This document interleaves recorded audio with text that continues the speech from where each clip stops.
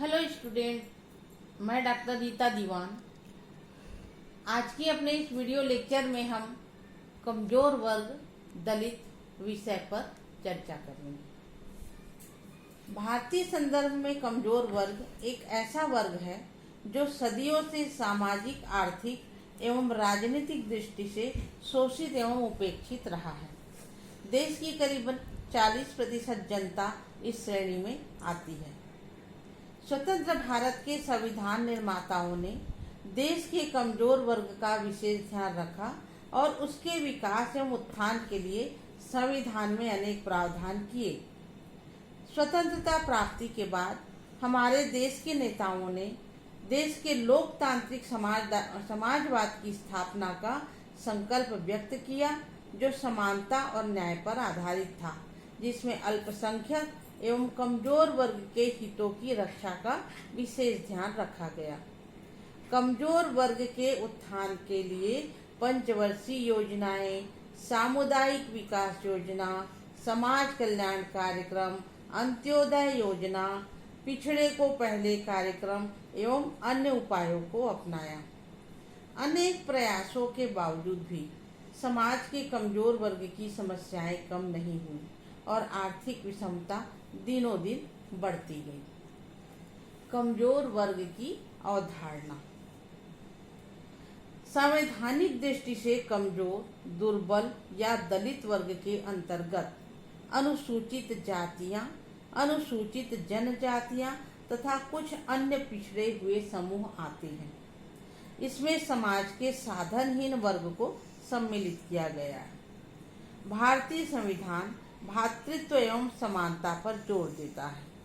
अतः संविधान निर्माताओं ने यह सोचा कि यदि समानता को हमें वास्तविक जामा पहनाना है तो समाज के इन दुर्बल वर्ग को, कमजोर वर्ग को ऊंचा उठाना होगा और अन्य उच्च वर्णों की भांति ही इन्हें विकास की सुविधाएं देनी होंगी। यद्यपि संविधान की अनुच्छेद 46 में उल्लेख किया गया है कि राज्य जनता के दुर्बलतर अंगों के, विशेषतया अनुसूचित जातियों तथा अनुसूचित जनजातियों की शिक्षा तथा अर्थ संबंधी हितों की विशेष सावधानी से रक्षा करेगा और सामाजिक अन्याय तथा अन्य सभी प्रकार के शोषण से उनकी रक्षा करेगा। एम.डी. देसाई, जी. पार्थसारथी, जी.डी. रामाराव, योगेश अटल आदि अर्थशास्त्रियों, समाजशास्त्रियों ने कमजोर वर्ग को परिभाषित करने के लिए मुख्य रूप से आर्थिक सामाजिक मापदंड निर्धारित किए। इन विद्वानों के अनुसार कमजोर या दुर्बल वर्ग के अंतर्गत निम्नांकित विशेषताओं वाले व्यक्ति को सम्मिलित किया जाता है। तो कमजोर वर्ग की विशेषताएं क्या है? तो हम आगे देखते हैं कि कमजोर वर्ग की खासियत क्या है, विशेषताएं क्या है या किसको कमजोर वर्ग के अंतर्गत माना जाता है। तो नंबर 1, आय निर्धनता रेखा के नीचे। तो वे व्यक्ति जो अपने जीवन की न्यूनतम मूलभूत आवश्यकताओं को पूरा न कर सके, जिनकी आय निर्धनता रेखा के बहुत नीचे। दूसरा, दैनिक मजदूरी पर आश्रित। वे व्यक्ति जो मुख्यतः दैनिक मजदूरी पर ही आश्रित हो और वह भी अनियमित तथा ऋतुओं के परिवर्तन पर आश्रित हो। तीसरा, श्रम का शोषण। वे व्यक्ति जिनके उत्पादन में सक्रिय सहयोग प्रदान करने के उपरांत भी निरंतर श्रम का शोषण किया जाता हो।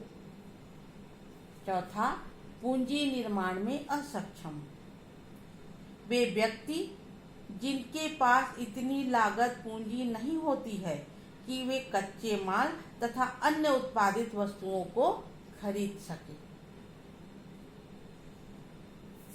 अगला, सिंचाई सुविधा से रहित लघु कृषक।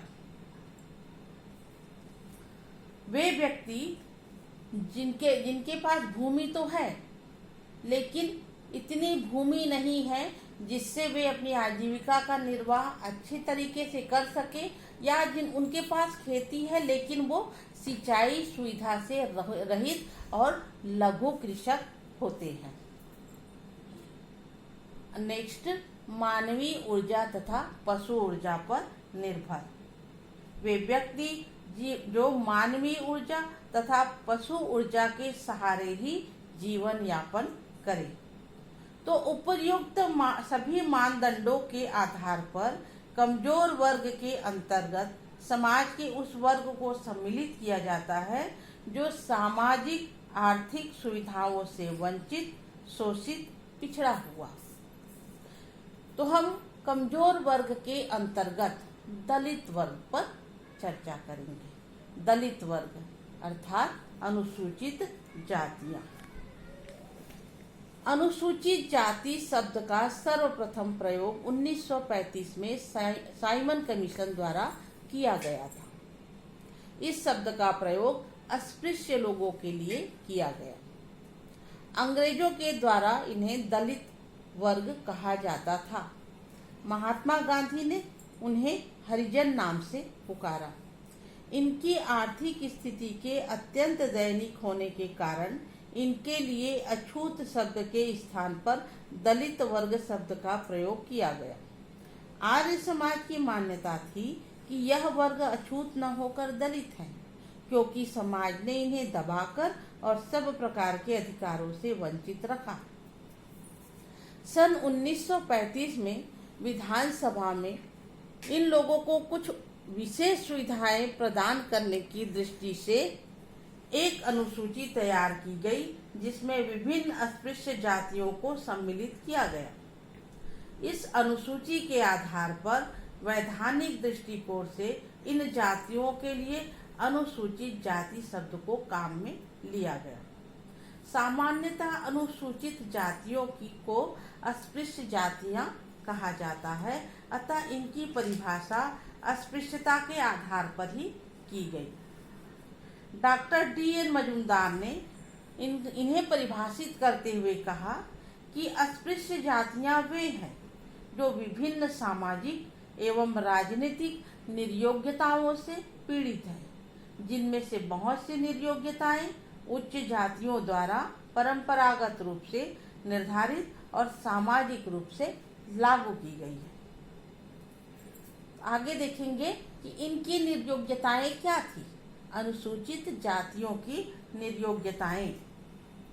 दलित जातियों की स्थिति को जानने के बाद अब हम उनकी कुछ प्रमुख समस्याओं एवं निर्योग्यताओं पर विचार करेंगे। निर्योग्यताओं का तात्पर्य है किसी वर्ग अथवा समूह को कुछ अधिकारों या सुविधाओं को प्राप्त करने के अयोग्य मान लेना या उससे वंचित कर देना। तो एक एक करके देखेंगे कि इनकी निर्योग्यताएं क्या थी। पहला, धार्मिक निर्योग्यताएं। इन लोगों का मंदिर में प्रवेश वर्जित था। पवित्र नदी घाटों के उपयोग तथा पवित्र स्थानों पर आने तथा अपने ही घरों में देवी देवताओं की पूजा करने का अधिकार भी इन्हें नहीं दिया गया था। दलितों अर्थात अस्पृश्यों को पूजा, आराधना, भगवत भजन, कीर्तन आदि का कोई अधिकार नहीं दिया गया। इन्हें जन्म से ही अपवित्र माना गया और इसी कारण इनके शुद्धिकरण के लिए संस्कारों की कोई व्यवस्था नहीं की गई। दूसरा, सामाजिक निर्योग्यताएं। दलितों को सवर्ण हिंदुओं के साथ सामाजिक संपर्क रखने, उनके सम्मेलनों, पंचायतों, उत्सवों आदि में भाग लेने की आज्ञा नहीं थी। दलितों को अन्य हिंदुओं के द्वारा काम में लिए जाने वाले कुओं से पानी नहीं भरने दिया जाता था और स्कूलों में पढ़ने, छात्रावासों में रहने की अनुमति नहीं थी। इन लोगों को उच्च जातियों द्वारा काम में ली जाने वाली वस्तुओं के उपयोग का भी अधिकार नहीं था। दलितों या अस्पृश्यों को शिक्षा प्राप्त करने की भी आज्ञा नहीं थी। इन्हें चौपालों, मेलों तथा हाटों में शामिल होकर अपना मनोरंजन करने का अधिकार भी नहीं दिया गया था। स्वयं दलितों में भी संस्तरण की प्रणाली अर्थात ऊंच नीच का भेद पाया जाता है। ये लोग 300 से भी अधिक उच्च व निम्न जाति समूहों में बटे हुए हैं, जिनमें से प्रत्येक समूह की स्थिति दूसरे से ऊंची अथवा नीची मानी जाती है। आर्थिक निर्योग्यताएं।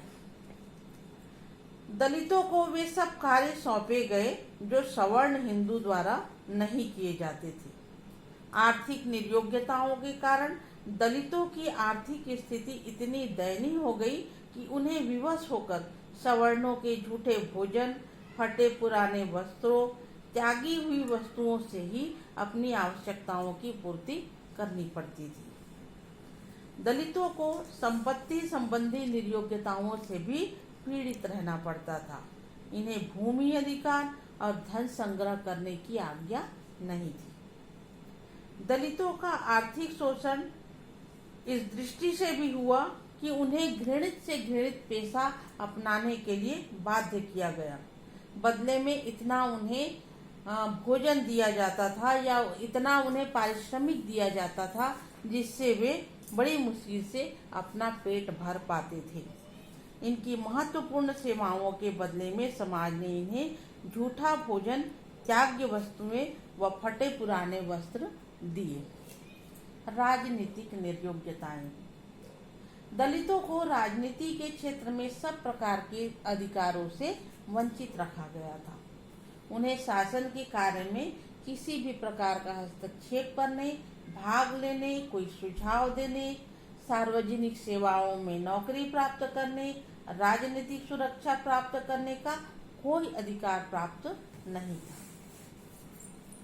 लेकिन दलितों की ये निर्योग्यताएं मध्यकालीन सामाजिक व्यवस्था से विशेष रूप से संबंधित रही है। वर्तमान संदर्भ में ये निर्योग्यताएं इतिहास की बातें बनकर रह गई है। वर्तमान में दलितों की समस्या प्रमुखतः सामाजिक एवं आर्थिक है, न कि धार्मिक एवं राजनीतिक। आगे हम देखेंगे कि स्वतंत्रता प्राप्ति के पश्चात अनुसूचित जनजातियों के संरक्षण के लिए और उनकी विकास के लिए किस तरह की योजनाएं बनाई गई हैं। तो अनुसूचित जातियों का कल्याण। सबसे पहले देखेंगे संवैधानिक प्रावधान। संविधान में अनेक ऐसे प्रावधान रखे गए जिनके द्वारा अस्पृश्यता निवारण तथा पिछड़े वर्गों के कल्याण की ओर विशेष रूप से ध्यान दिया गया। संविधान के अनुच्छेद 15(1) में कहा गया कि राज्य किसी नागरिक के विरुद्ध केवल धर्म, जाति, लिंग, जन्म स्थान अथवा इनमें से किसी एक के आधार पर कोई भी भेद नहीं करेगा। अनुच्छेद 17 के अनुसार अस्पृश्यता का अंत कर उसका किसी भी रूप में प्रचलन निषिद्ध कर दिया गया। अनुच्छेद 19 के आधार पर अस्पृश्यों की व्यावसायिक निर्योग्यताओं को समाप्त किया गया और उन्हें किसी भी व्यवसाय को अपनाने की आजादी प्रदान की गई। अनुच्छेद 25 में हिंदुओं के सार्वजनिक धार्मिक स्थानों के द्वार सभी जातियों के लिए खोल देने की व्यवस्था की गई। अनुच्छेद 29 के अनुसार राज्य द्वारा पूर्ण अथवा आंशिक सहायता प्राप्त किसी भी शिक्षण संस्था में किसी नागरिक को धर्म, जाति, वंश, भाषा के आधार पर प्रवेश से नहीं रोका जा सकता। शिक्षा संबंधी सुविधाएं अन्य लोगों के समान स्तर पर लाने और प्रगति के पथ पर आगे बढ़ने में सहायता प्रदान करने के उद्देश्य से अनुसूचित जातियों व पिछड़े वर्गों के लिए शिक्षा का विशेष प्रबंध किया गया। देश की सभी सरकारी शिक्षण संस्थाओं में इनके विद्यार्थियों के लिए निःशुल्क शिक्षा की व्यवस्था की गई। इन जातियों के प्रतिभाशाली छात्रों को उच्च शिक्षा प्राप्ति हेतु विदेशों में जाकर शिक्षा प्राप्त करने के लिए छात्रवृत्तियां भी प्रदान की जाती है।